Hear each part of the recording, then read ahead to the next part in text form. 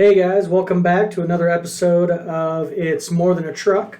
Again, I'm your host, Chris, and I've got a special guest today. This is Jeff. Jeff, why don't you introduce yourself and tell us what your many hats are that you do with this company? All right. I'm Jeff Fields. I'm the Director of Safety here for Wilson Logistics. I've worked here for 7 years. Started out on the training pad my first year here and worked on the pad out there 2 or 3 years, and then training supervisor, became training manager, and now here we are, certified Director of Safety. And You're also safety director and training director, both? yes, Yeah.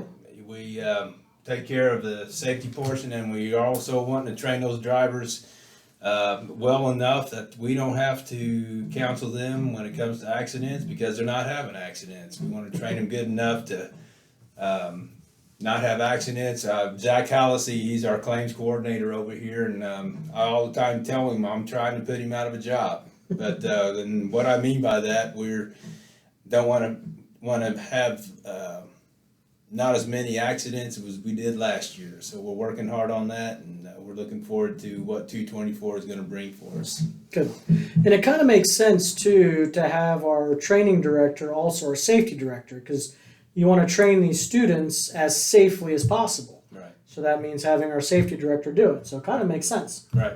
Cool. Absolutely.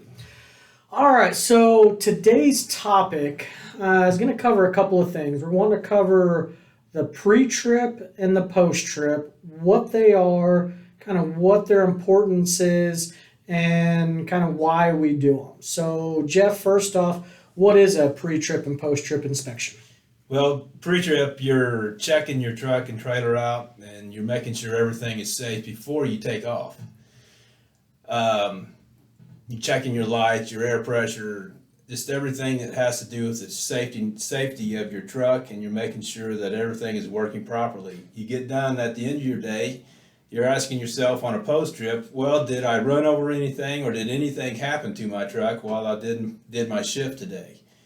One of the biggest things is on a pre and post trip is pre-trip, nothing wrong before I take off, I'm safe to go. Post trip, hey, I had a good day, nothing's flat, all my lights work. You know, everything that is operational within this truck meets the guidelines that I can now go to bed or in my shift and make sure that when I get up and do my pre-trip again, everything's going to be good to go.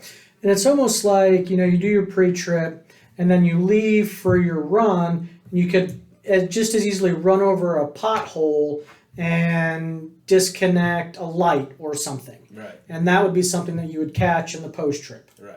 Okay. Yeah, if you get, all kinds of stuff can happen to a driver out on the road. And just like you're talking about, you can run over that pothole. You can have a wire disconnect from your lights. When you notice on your post trip, the biggest thing we need to remember, if you notice something, you make sure you fix it right at that time. You might run over a nail or a bolt on the interstate or a side road, and now you've got a flat tire on your post trip. This gives you time to fix it before you have to take off again the next day or before your next shift starts. So it's catching stuff and making sure it's fixed right away and immediately. Because another thing too with that is if you catch something early enough, it's going to be cheaper to fix it than if you just let it go and then it builds more problems, correct? Absolutely. So you take, for instance, a tire. If you let that flat tire go or a low tire and you keep running on a low tire, and you don't have it fixed, you're just creating another problem. The longer you let it go, you're just creating another problem, and what might happen is now you're going to have a blowout of your inner tire or your outer tire, whatever the case may be. But the longer you let stuff go, the more of a problem it's going to become for you, and you're going to be shut down even longer. Even if it took you like 15 minutes to replace a light or put air in a tire, now you're going to be down waiting on road service. You're going to be waiting on them to come fix your tire, come put a rim on, whatever the case is. But the biggest thing is you find something wrong, fix it. So now you take a 15-minute fix and turn it into a 24-hour fix. Exactly. Mm-hmm. And the other thing too on that, it sounds like, if it's if you catch something on a pre-trip or a post-trip, there's a good chance if the truck's still under warranty that it could be covered under a warranty. But if you don't catch it, you let it continue, you let it fester, get worse. Now it might not be covered under a warranty because it's an operator error that Right. wasn't. It was made worse by the operator not catching it at the beginning. Yeah, exactly. Take for instance your brake system. You've got a worn rotor, and you notice it immediately. It's not that bad. It has a groove or two in it, but if you let it go, in the end, like you're talking about, that mechanic, he's going to know how long that rotor has been bad. He's going to know how long that rotor and when it should have been replaced or serviced or whatever the case is. Yeah, exactly. It's the longer you let stuff go, the more of a problem you're creating for yourself and downtime, the more money you're going to cost yourself. It's just the fact that, once again, you find something wrong, fix it. That's all it is. Okay, so we've talked about the safety aspects of an inspection. We've talked about the warranty aspect of it. Now, what about something like fuel economy? You would think, well, it's just a pre-trip and a post-trip inspection. How does that relate to fuel economy? But it does, doesn't it? It does, absolutely. And, I talk to a lot of drivers. The biggest thing on fuel economy is idle time. And we've really noticed here, I know it's cold and it gets cold at night. And I've talked to some drivers who, hey, I've suggested to them to shut their truck off and let the optimized idle take over. But they've often said, well, I'd rather be warm than I'd rather spend that money in fuel and be warm all night rather than have my truck shut off and on. But the biggest thing about that is you're wasting fuel. I mean, the more money and the more overhead that you're able to save, the more money you're going to take home with you. And it's just the fact that, yes, I've been in our trucks during and while optimized idle is on, and those bunk heaters, they work great. They really do. Even the air conditioning in the summertime, in optimized idle, they do a great job. And They really do. yeah, and the truck's going to do what it needs to do. It's going to start when it needs to start to keep those batteries charged up. I think the biggest thing for fuel economy is the idle time. Even another aspect of that, even slow down 2 or 3 miles an hour.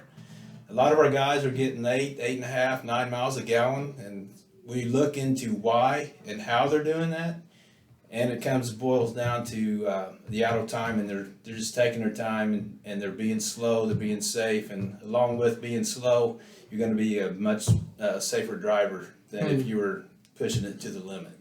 Well, and then also too, I think when it comes to a pre-trip and post-trip, it's almost like, if you have a furnace or an AC unit and you get it cleaned every year and you get it blown out every year and you keep the maintenance up on it, you have a more efficient unit. Yeah. Kind of like a truck. If you keep Exactly. doing your post-trip and your pre-trip inspections, you keep proper maintenance on that truck, keep everything clean under the hood, keep your tires maintained, keep your brakes maintained, the truck operates more efficiently, which is going to, in the end, help conserve your fuel, correct? Yeah, absolutely. And that's one thing I just learned too, with your vehicle. I mean, it's designed, they have manufacturers' recommendations. There's a reason why those are recommended, because as you talk about, they make your truck run more efficiently. And when you need those cabin filters replaced, or when you need your oil filters and your fuel filters and all that replaced, when it's time to do it, get in here and let's do it. And it's going to increase, it's going to just be able to make you more money. We understand, well, I don't want to come in and be in the shop for 4 or 5 hours. Well, you'd rather be in the shop taking care of maintenance than you would for 4, 5, 6, 7 days here in Freightliner trying to get something fixed that we didn't regularly maintain. So you stay on top of your maintenance, you stay on top of the fixes that need fixed right away. And a lot of times we can fix those things that need to be fixed. I can put a headlight in one of these trucks or a trailer light, and we're good to go down the road. And we sometimes don't need to go to a shop to do that, but when it's necessary, just contact whoever you need to, Road Assist or whatever. They'll give you the recommendations that they want you to do. Good. Now, I kind of want to brag on us a little bit here towards the end. How good are our drivers on doing a pre-trip and post-trip inspection? Do our drivers maintain those? Do our fleet managers make sure that the drivers are doing what they're supposed to be doing to take care of these trucks? They are our fleet managers, Rhonda and the compliance department. They do a great job in making sure our drivers, are doing what they're supposed to. And how do we track that? You might wonder. Well, we're looking at your logbook. Honestly, compliance is, and we're looking for that pre-trip that the driver completed. We're looking for the post-trip that the driver completed.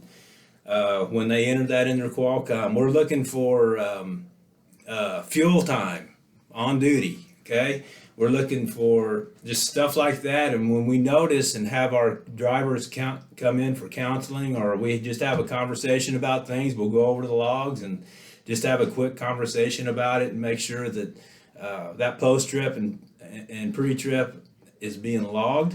If you don't log it, you come in, you get in DOT and you get pulled in the weigh scale, they're going to look at your logbook and they're going to ask you, hey, did you do a pre-trip today? And that driver is going to have to answer yes or no. And it's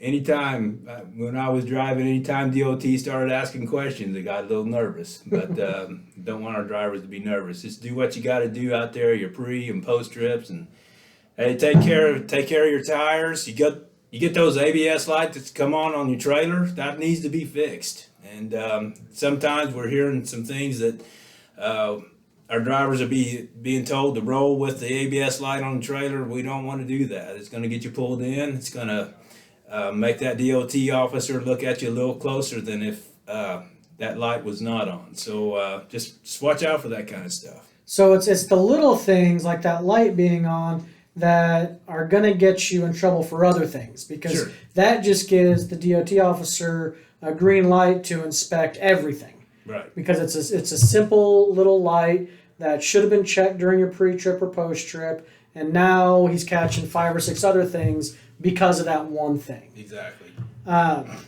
Now, again, bragging about us a little bit with the way we maintain our trucks, the way our drivers do their pre-trip and post-trip, I think we have some of the nicest trucks on the road. The best maintained, in the class of the best maintained, safest. We always get the safety awards, Right. Obviously because of you guys and our fleet managers. But that also goes back into why I'm doing this on the truck sales side of it, selling these trucks. It makes my job a lot easier because you guys are handing me beautifully well-maintained equipment that I can't say enough thank you about. Exactly. Well, Chris, we when we get a brand new student in here on week 1, we're already we have a lot of trucks out here in our bobtail lot right now. They're waiting for drivers, and that's how we talk about it in our safety meetings. And you have these new drivers coming in. They are full of ambition. They're full of pride.